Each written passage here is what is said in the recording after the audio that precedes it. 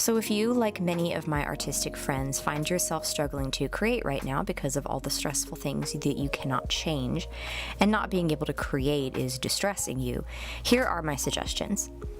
You can either step into the art or step away from the art.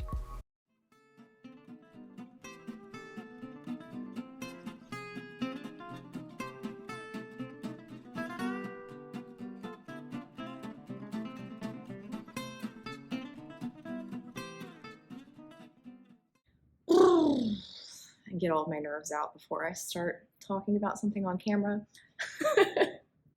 I was playing a lot of Animal Crossing on my Switch, and for those of you who have played Animal Crossing and are aware of this game, there's sort of design features in it. You can make artwork and little patterns and use them within the game, which is a lot of fun. And I started drawing these very abstracted shapes of ovals and shadows working into each other. So I've been called a very positive person, and that always makes me think about the difference between being actually positive and having toxic positivity. Toxic positivity is being positive to the point that you ignore that things can be bad or that something is wrong, whereas I think that actual positivity is accepting that there are things that are wrong and that things can be bad, and choosing to find positivity in your life amidst all of that. I do like to do more illustrative works. I'm very interested in graphic novels and in children's books. So doing character designs and creating people to tell a story about, and then using art and writing to create these visual narratives is really exciting for me. So I think my dream job would be making children's books and popping a graphic novel out every once in a while, because I have a lot of stories that I like to tell, and a lot of characters that I want to draw and share with people. And a lot of those stories and a lot of the artwork that I make does now especially have a very mental health related flavor to them because of everything I went through.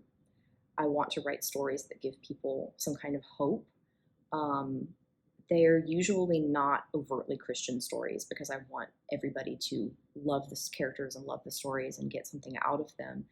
But they definitely have the same message that the gospel has of hope in difficult times, of finding communities and having patience to wait for things that are terrible to end so that you can have something really wonderful at the end.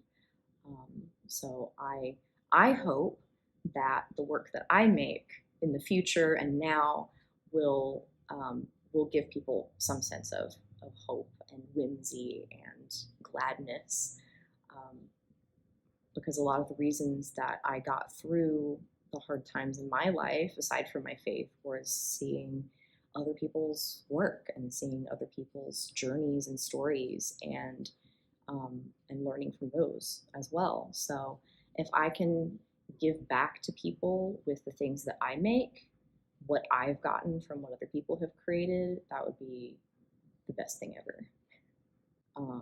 And hope, I would say, is much more on the side of positivity than it is toxic positivity, because hope doesn't mean that you don't see things that are bad. I think it actually requires you to see that things are bad, because otherwise you couldn't have hope that things would change.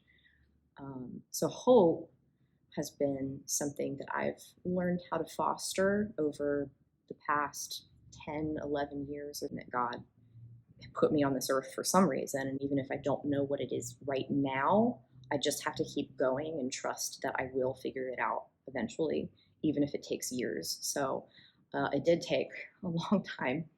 I think that's good. It's a wrap.